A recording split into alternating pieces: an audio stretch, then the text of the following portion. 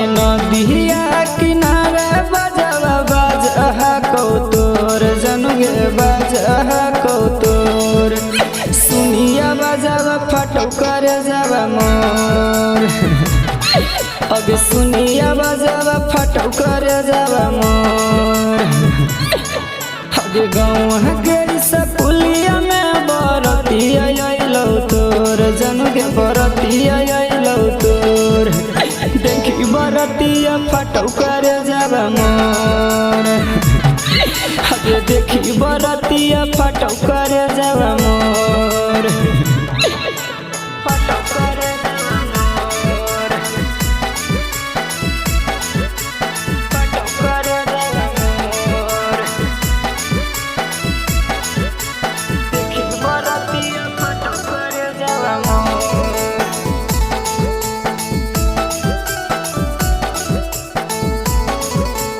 अबे कहो हही तोरा हम नहीं कहियो भूलइबौ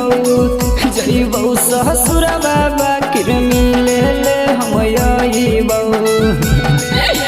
के कर जा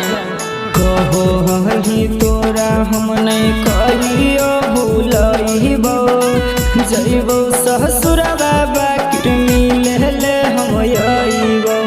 रो कहलो पारू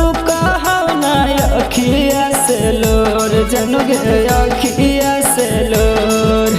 सुनिया बजावा फटो कर जावा मोर हगे सुनिया बजावा फटो कर जावा मोर फटो कर जावा मोर हगे नदिया किनारे बजावा बाजहा कौतोर जनुगे बाजहा presented by Rama Films. हगे तोरे याद घूट घूट रोजे हमें जियाबो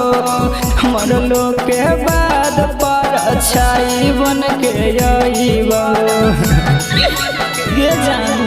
अब तोरे याद घूट घूट रोजे हम जियाबो मरलो के बाद पर छाई बन के आइबो अगे सोनो जाया शीशावा के दे दे जहरिया घोर जनुगे दे दे जहरिया घोर सुनिया बजावा फटो कर जावा मोर